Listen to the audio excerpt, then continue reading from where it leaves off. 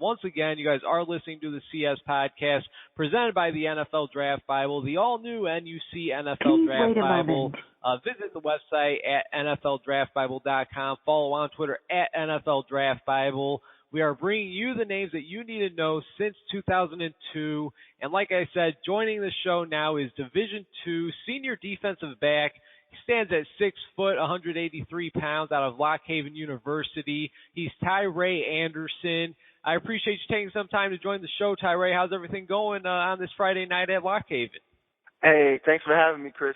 Everything's going pretty good right now. I'm just getting ready for our game tomorrow, trying to go out here and get this one against Westchester. Absolutely. Now, the Lock Haven Bald Eagles, you guys are entering this weekend's game against Westchester. You guys are 0-4. As you know, I mean, I don't need to tell you. You guys let one slip last week, with about 90 or so seconds remaining in the game against East Stroudsburg. That was actually going to be your guys' first conference game of the year as well. Are you surprised that, you guys are a month in and still looking for that first victory of the season? I'm a little surprised. Coming in, we got a new coaching staff, so the offense is a little bit slow starting. We got the same defensive coordinator that we had, so it's actually my first time actually being able to play underneath the same defense 2 years in a row. So it's very comfortable for me out there. I just see the offense starting to come together and being able to put together some offensive drives. So you were able to see that light last week against East Stroudsburg, and yeah.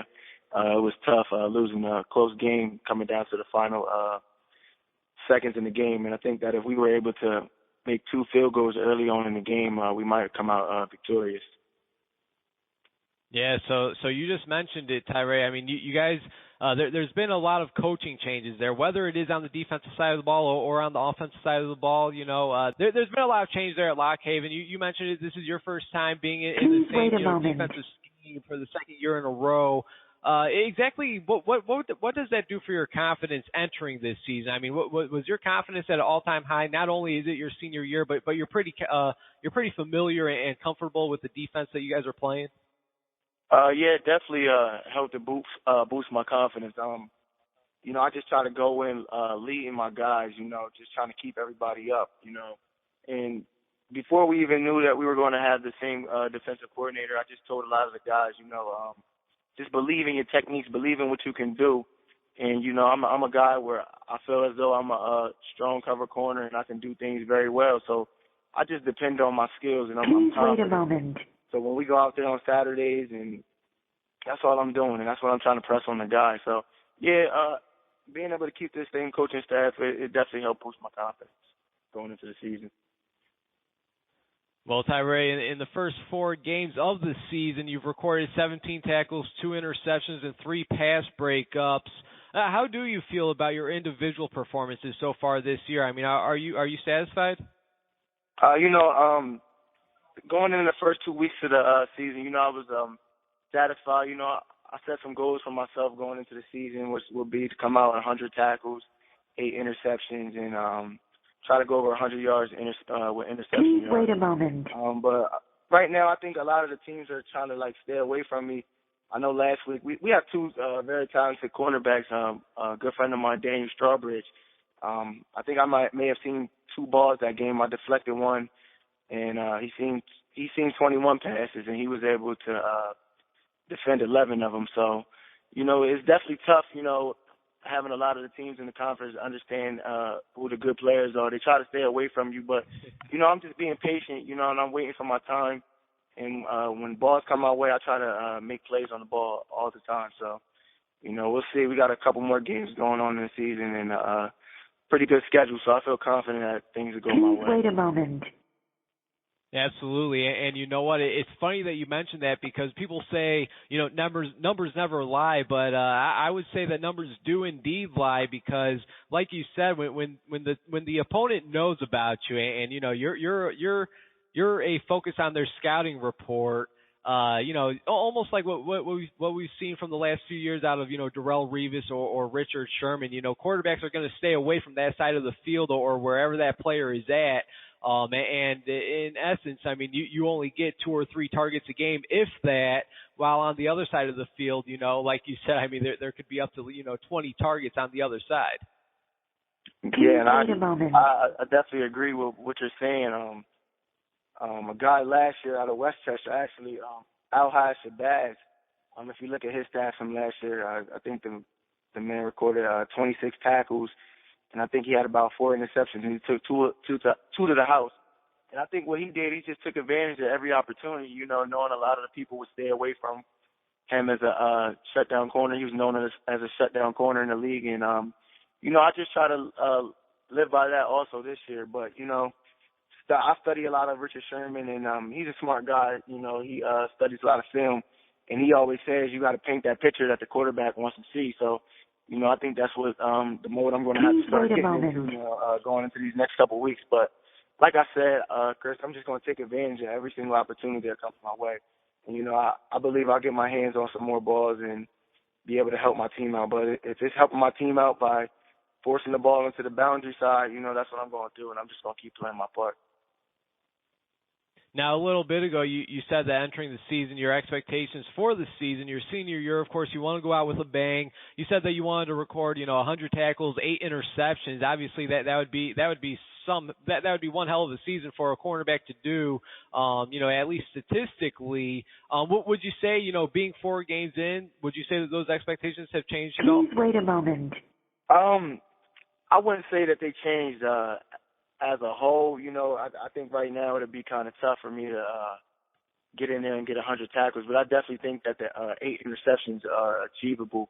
Right now, if I kept caught up with some of the games, I should be at 6 interceptions right now. I dropped 3 interceptions. I dropped 3, and then last game I also dropped 1 too. The ball that was deflected was also a drop. I thought it was a little push at the end there, but it's part of the game. But I definitely think it's achievable. I got a chance to get my hands on a decent amount of balls, and when I catch one and I get it good, I think I'll go for a couple yards. So.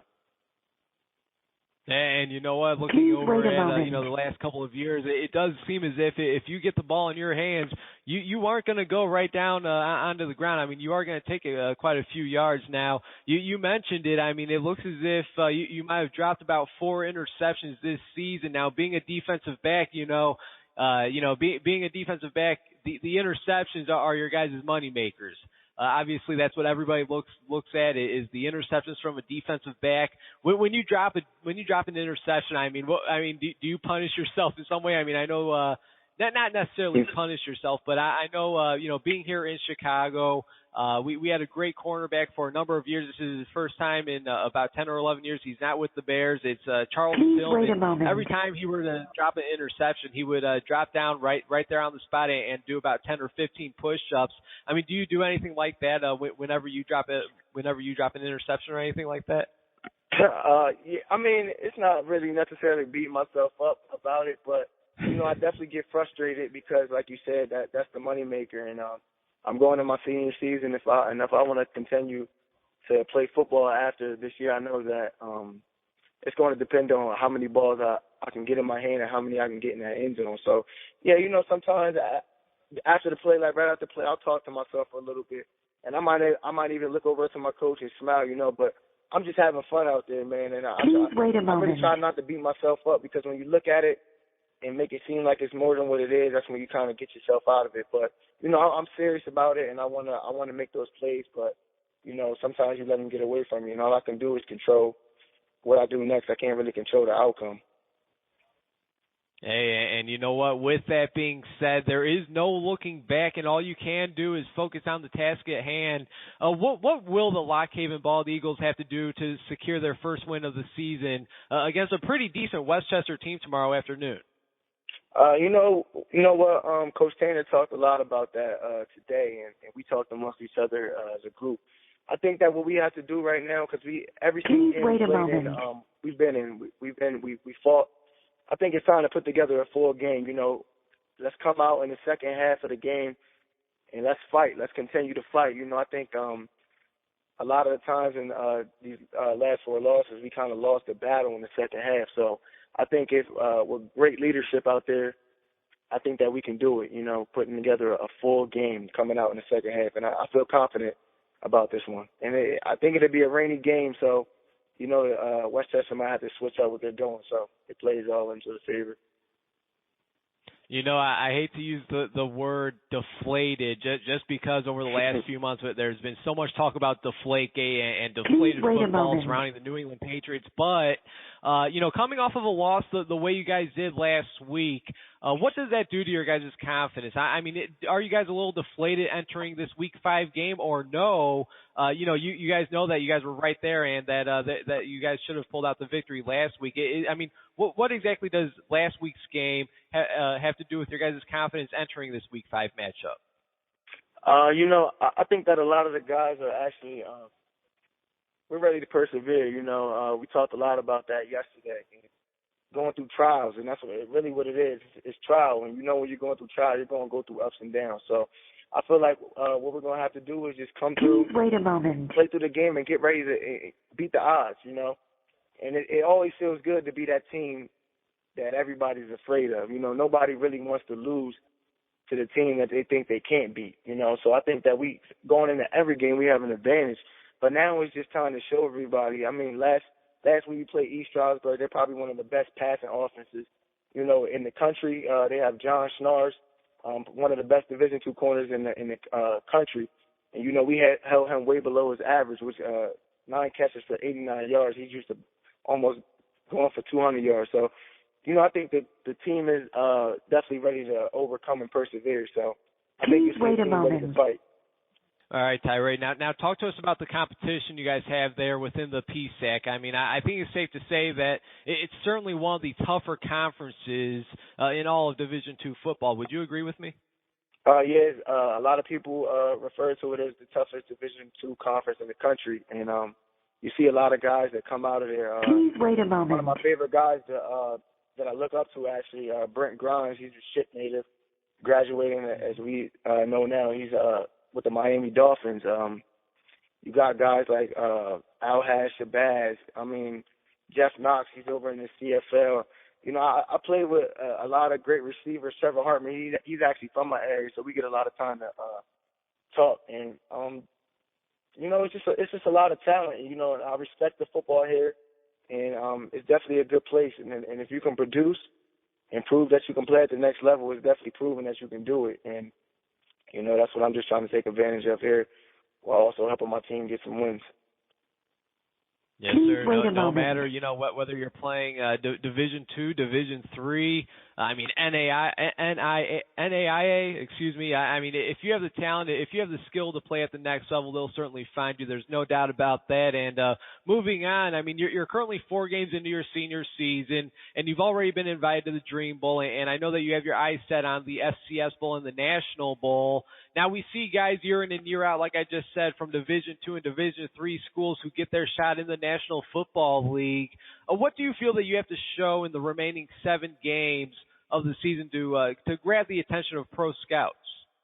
I think what they want to see, I think they want to see me continue to get my hands on balls. Right now I'm tied for first in the conference with interceptions, and I actually should be sitting at not to brag or anything, but I should be sitting up there by myself with about 5 or 6 interceptions. But I think that's what they want to see, and I also think they want to see me make plays other than on defense. The fact that last year I was 3rd in the country in fumble recoveries and forced fumbles, and they all came from playing on punt teams. So I take a lot of pride in special teams and going down there to help my team get the ball back any way I can. So I think just little things like that. So continue to go down and shut down receivers, shut down a lot of guys that people think have chances at the next level, and just stay humble throughout the whole process. Please wait a moment. You know what? Getting ready for this interview, doing some research, I think I even seen one of the games last year. I think it might have been against Cheney that you even played wide receiver. So whether it's cornerback, special teams, or even offense at wide receiver, I mean, it's definitely great to see that you're really doing whatever you're able to do. You're willing to do whatever you can to be on the field and help the team in whatever way. Now, just a few more questions for you, Tyrai, and then I'll let you go. I really do appreciate your time. What do you feel is your biggest strength as a cornerback? And as well, I mean, I don't want to use the word weakness, but what aspect of your game do you feel that you can also still work on to get better at? Please wait a moment. Right now, I think that I really have my knowledge for the game is growing. I'm able to apply that, and with my skills, I think that I have all around skills. Just great feet, great field awareness, and you see that I applied myself in the film room. I evaluated offense, I evaluate wide receivers, and I'm able to anticipate plays, and just some things that I think that any football player looking to better themselves, you can always get better. Just like if it's on the football field or in the classroom. Just getting better in that film room. Like I said, Richard Sherman's a guy that I look up to, and he says it all the time. When I'm not doing anything, I'm in film. Please wait a moment. When I'm not doing anything in the hotel room, I'm up 6 o'clock in the morning. I'm watching film before we go out there. Before class, I'm watching film. Sometimes in class, I might be watching film. So, those are just things that I think that help me out, and some things that I think that if I improve on, be able to help me out more at the next level. Hey, there you go. There you go. Well, Tyrai, best of luck to you and the squad tomorrow. And here's to hoping that, all the hard work from this week and, of course, this entire season pays off this weekend in the win column. You have anything else for us before I let you go? No, I really appreciate you having me on your show. And you guys want to keep up with me, you can keep up with me on Twitter at Tyrai Anderson 8. I think this would be a nice little ride for me the next couple games. So if you want to keep up, follow me. Hey, man, sounds great. Tyrai, thank you very much for your time, and we look forward to, of course, following you throughout the rest of the season, man. Best of luck. Yeah, thank you.